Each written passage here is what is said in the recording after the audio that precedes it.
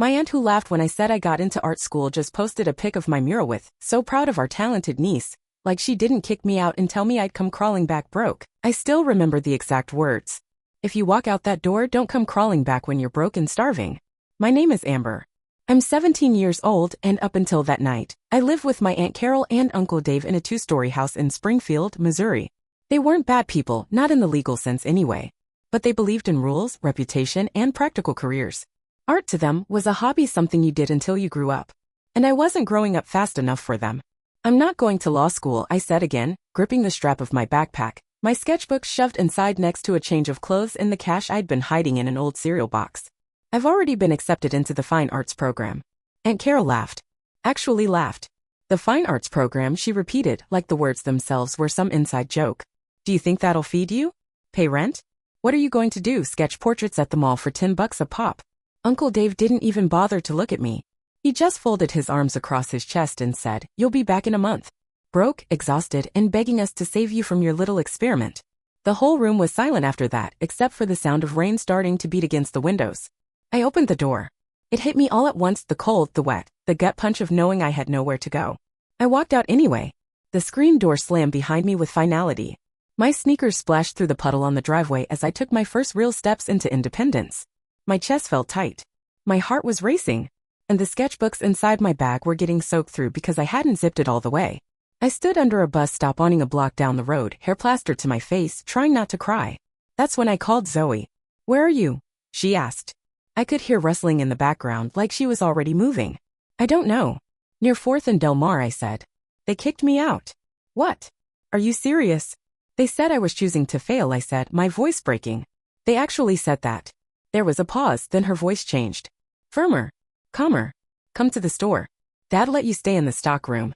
You can crash there until we figure something out." I didn't know what to say. I think I just whispered, "Thank you." Zoe stayed on the phone with me the whole walk over, guiding me through back alleys I didn't even know existed. Her dad's used bookstore was small and smelled like old pages and coffee. But when he opened the door and saw me, drenched and shaking, he just nodded and said, "Come in." That night, lying on a rolled-out sleeping bag between crates of old paperbacks, I stared at the ceiling and promised myself something. I wasn't going back. Not ever. The first week felt like freefall. I tried to pretend it was a bold new chapter, that I was just a normal teen with a sleeping bag in a bookstore and a dream. But dreams don't pay for shampoo. Or gas station sandwiches. By day, I went to school like nothing had happened. By night, I worked the late shift at a coffee shop 3 blocks from the store. Zoe's parents were kind. They let me stay, even stocked the mini fridge behind the counter with leftover takeout. But I could feel the clock ticking every time I looked at them. I wasn't family. Just a girl taking up space. Final exams were 2 weeks away, and I was failing chemistry.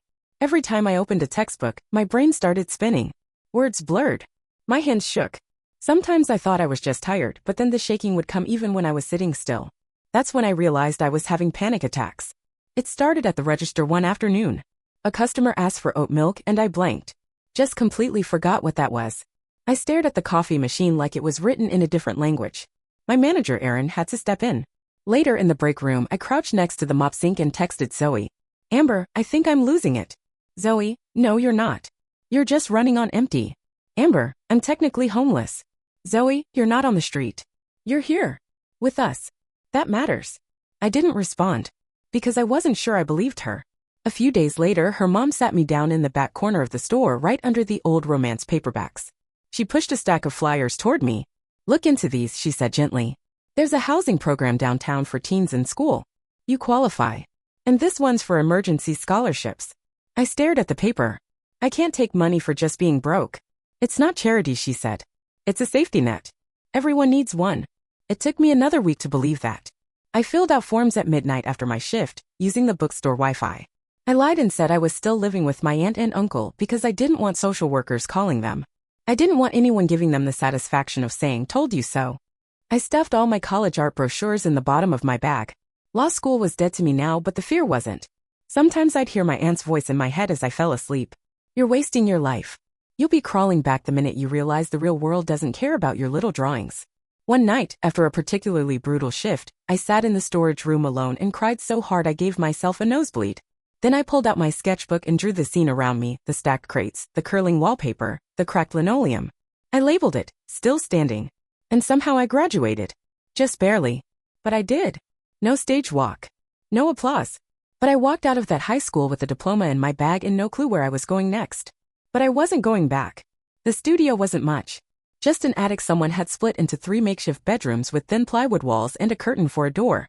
The floor sloped so hard I had to wedge my dresser with a paperback copy of The Great Gatsby just to keep it level. But it was mine. Sort of. My roommates, Kira and James, were barely holding it together too. Kira was a barista/dog walker with blue hair and a loud laugh that never matched her eyes. James did grocery deliveries on a bike held together with duct tape and prayer. The whole apartment smelled like wet socks and burnt ramen. I didn't care. Rent was cheap because the ceiling leaked when it rained and the mold in the bathroom came in 4 shades. The heater made noises like a dying raccoon and we used the space heater that James found on the curb. It wasn't glamorous, but it was freedom. I had 2 jobs now, still pulling late shifts at the coffee shop and helping clean the local community center on weekends. My back ached constantly and I lived off instant oatmeal, canned beans, and whatever pastries I could smuggle home before Aaron tossed them. I carried my sketchbook everywhere. Not because I had time to draw, but because it reminded me why I was doing this. Then my aunt texted me. "Aunt Carol, it's not too late to come home. One apology is all it takes. You don't have to throw your life away just to prove a point." I stared at the message for a long time. My hands trembled. For a second, I almost replied. Not because I wanted to go back, but because I wanted her to say she was wrong. That she missed me. That maybe, just maybe, she finally saw me. But she didn't. And I knew she never would. I didn't respond. Instead, I turned off my phone, climbed up onto the roof through the fire escape, and stared at the skyline. It wasn't New York or LA, just dingy rooftops and blinking red signs from a car dealership. But up there in the cold, with my sketchbook resting on my knees and my breath curling into the night, I felt something close to peace. I sketched until my fingers went numb. I drew the cracked windows, the graffiti on the brick, the cat that lived on the fire escape below ours. I called the piece better than nothing. I didn't know what came next. I had no safety net. No backup plan. Just grit, redo in 2 weeks, and a stack of half-finished drawings. But I knew one thing for sure. I was never going back. It started with a napkin. A Tuesday afternoon shift, slow and dull. I was scrubbing the espresso machine when an older man with paint-splattered jeans walked in. He had this kind of quiet confidence, like someone who didn't need to prove anything to anybody. He ordered a plain coffee, black, and sat in the corner with a sketch pad. I noticed him staring at the bulletin board by the register, the one with all the flyers and lost cat notices. "We need a new logo," he muttered, more to himself than anyone else. "Something fresh but simple. These damn committee people want vibrant urban energy. Whatever that means." Without thinking, I grabbed a napkin, pulled out the pen from behind my ear, and started sketching. "Like this?" I asked, sliding it over. He blinked at it. Then at me. "You drew this?" I nodded, suddenly self-conscious. "Just something quick." He tilted his head, studying it like it was more than a napkin doodle. Then he smiled, not the polite kind, but the real kind, the kind that warmed his whole face. "You got an eye for form," he said. "What's your name?" "Amber." "Amber," he said thoughtfully. "You ever painted a wall?" I blinked. "Like, a literal wall?" He laughed. "I'm Finnegan. I do murals. City projects, schools, parks, the occasional rich dentist who wants flamingos on his fence. I've been looking for someone to help. Someone young. Someone with spark." I thought it was a joke at first. But 3 days later I was standing outside a community rec center, holding a paintbrush bigger than my hand, staring up at a gray concrete wall. "You sketch it," he told me. "I'll teach you the rest." And just like that I was his apprentice. It didn't pay much, just small stipends and the occasional cash bonus when the project came in under budget. But it was more than a job. It was validation. For the first time, someone was looking at what I made and calling it good. Not a phase. Not a waste. Just good. I still worked nights. Still shared a leaky attic and lived on stale muffins. But now I woke up with paint under my nails and purpose in my chest. I was exhausted, but it felt different. It felt worth it. One night, after we finished outlining a giant koi fish across the side of a storm drain, Mr. Finnegan clapped me on the shoulder. "You've got something, kid," he said. "Don't let this city grind it out of you." I went home that night and slept through the whole night for the first time in weeks. Exhausted. Broke. Unsteady. But proud. The emails started simple. "Aunt Carol, just checking in. Hope you're doing okay. We're here if you ever want to talk." I stared at the screen for a long time before deleting it. A week later another one came. "Uncle Dave, your aunt says you're painting things now. That's different. Maybe we could catch up sometime?" I didn't reply. But I didn't delete that one right away either. Then came the third one. "Aunt Carol, we're not trying to fight. We just want what's best for you. Maybe we can help with rent? Tuition? All we ask is that you reconsider this art stuff. You're too smart to waste your life. There it was. The hook. The money was bait. The kindness was conditional. The catching up wasn't real. It was a negotiation disguised as concern. I closed my laptop and went to work early. Mr. Finnegan was already there, sipping from a dented thermos and sketching the outline of a sunflower on a side alley wall. You ever paint something just to keep your hands from shaking? I asked. He looked up. Every damn day when I was your age. I didn't explain. I didn't have to. I painted in silence for an hour, pouring every ounce of frustration into the golden yellows and muddy greens. When I stepped back and looked at the wall, I could still hear my aunt's voice in my head. Just come home. Let us help. We'll make sure you don't ruin your future. I opened my email later that night and deleted every single message from them. No reply. No explanations. They hadn't changed. They were just shifting strategies. Guilt instead of mockery. Strings instead of slaps. And I wasn't falling for it again. Instead, I doubled down. I took on a second mural job, one behind a bakery in the north part of town. Small wall, crumbling brick. Smelled like cinnamon and wet garbage. I painted a line of kids jumping into a puddle, coats flapping behind them like wings. When the bakery owner saw it, she cried. Then she handed me $50 and a box of day-old croissants. I ate 4 of them on the way home, full of sugar and paint fumes and the kind of pride my aunt would never understand. Let them offer fake apologies. Let them dangle promises of help wrapped in control. I had walls to paint, and I wasn't done yet. The day I got the keys to my own apartment, I cried in the stairwell for 10 full minutes before I could even unlock the door. It wasn't fancy, just a small studio above a laundromat with peeling paint and one stubborn window that wouldn't open all the way. But it had light, and a door that locked, and no roommate stomping around at 3 a.m., or mold creeping up the bathroom tile. It was mine. Mr. Finnegan came by that first weekend with a gift. A half-used paint set and a rusted folding easel. Don't waste this place with bare walls, he said, tapping the side of the apartment with his cane. Make it yours. So I did. I painted between mural gigs and cafe shifts, covering my walls with fragments of dreams. Koi fish and skylines, silhouettes of dancers, a girl sitting alone in the rain holding a bouquet of dead flowers. That was when I met Theo. He was in line behind me at the hardware store, holding a roll of blueprints and a cheap coffee maker. We both reached for the same pack of hooks. You take it, I said, too tired to argue. He laughed. Trade you. 1 pack of hooks for your opinion on whether this coffee maker is doomed to explode. We talked outside for almost an hour, sitting on the curb drinking gas station lattes. Turned out he was studying architecture at a city college. He loved old buildings, hated cold brew, and once built a model of Frank Lloyd Wright's falling water using only sugar cubes and glue. Theo was the first person who didn't blink when I said I was an artist. He didn't joke about starving. He didn't ask what my real plan was. He just nodded and said, "Cool. What do you paint?" We started seeing each other in between jobs and classes, stealing time where we could, midnight walks, cheap tacos, long talks on my fire escape. He never tried to fix me. He just listened, and sometimes that was more than enough. By spring, I had 2 steady mural clients, a small grant from the local arts council, and enough money to stop skipping meals. I painted every chance I got. My phone buzzed with new requests. I even got asked to design a school's hallway mural, me, the kid who used to cry through algebra. One night, after we'd eaten grilled cheese on the floor of my apartment, Theo looked around at my paint-splattered canvases and said, "You built this. No one gave it to you. You did this." And for the first time in my life, I believed him. It started with a screenshot. Zoe sent it to me with a caption that just said, "You're gonna want to sit down." It was a Facebook post. A glowing, performative wall of text from my aunt, complete with emojis and a throwback photo of me as a kid holding a crayon. So proud of our niece Amber. Always knew she was meant to do big things with her art, even when it meant making tough choices. Her newest mural is stunning. What a gift to the community. #proud family, #art hero. I stared at it for a long time, jaw clenched so tight my teeth hurt. Theo glanced over my shoulder.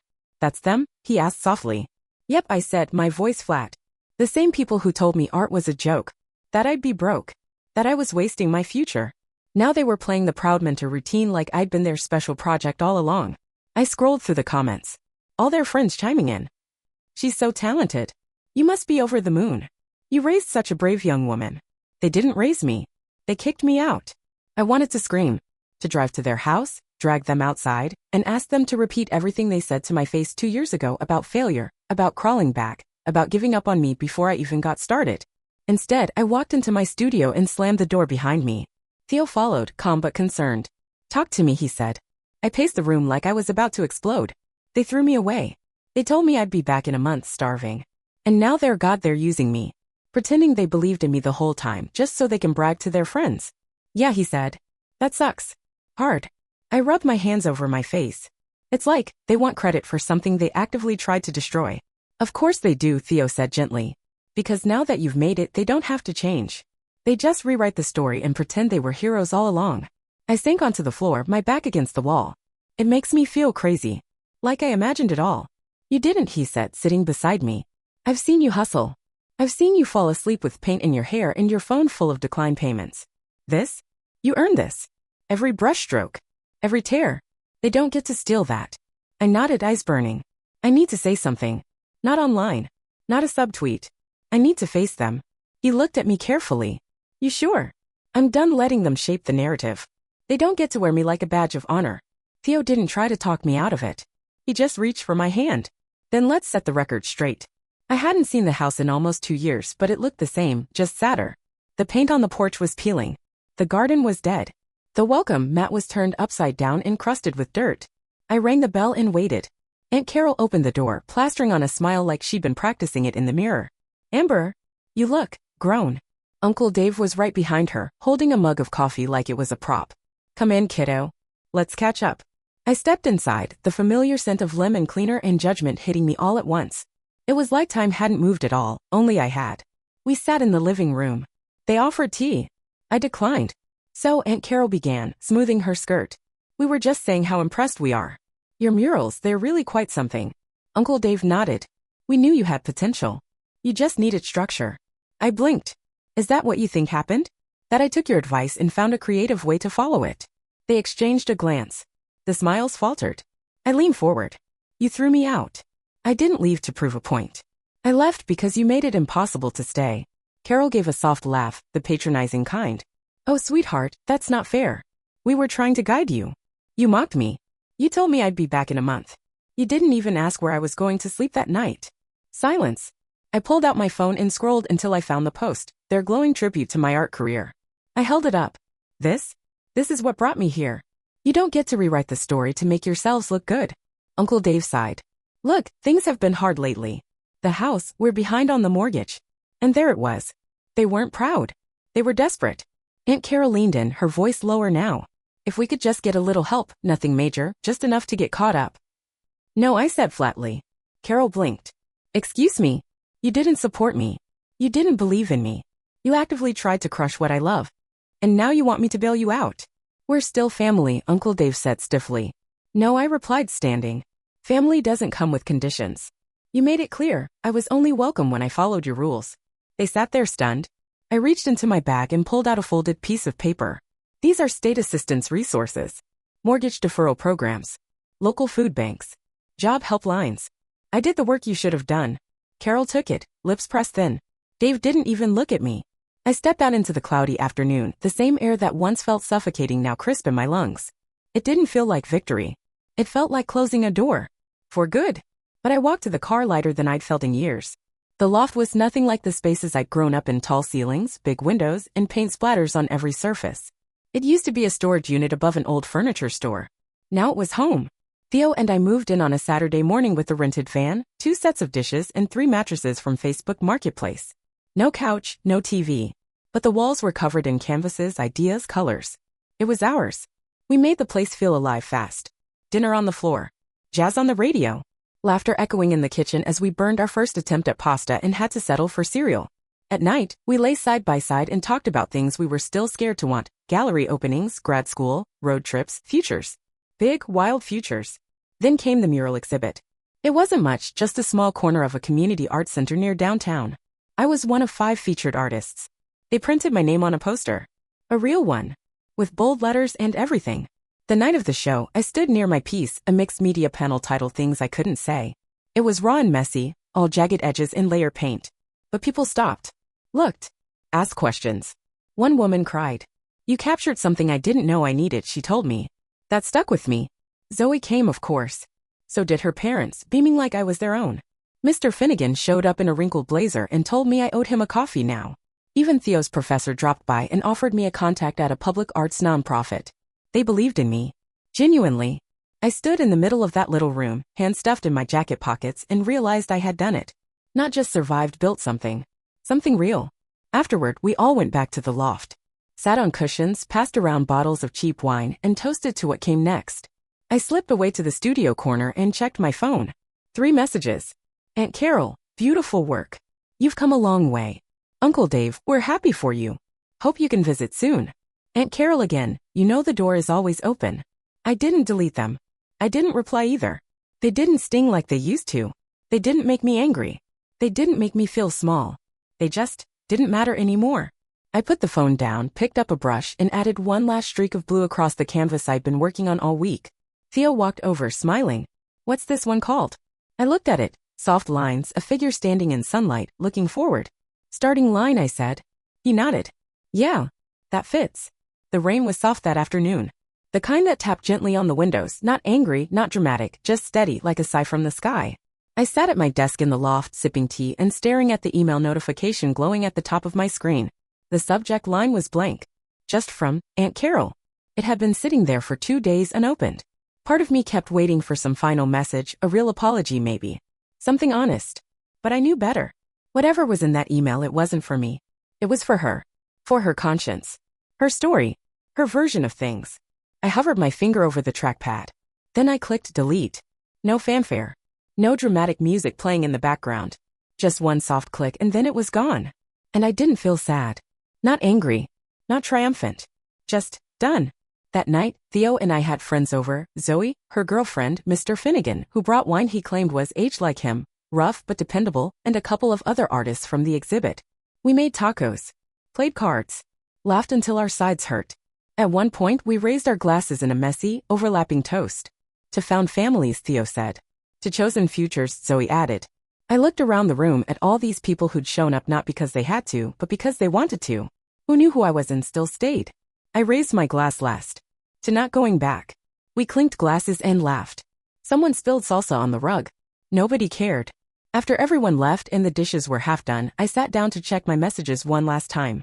Just in case. That's when I saw it. Mr. Finnegan, hey kid, got a call from the city. Big project.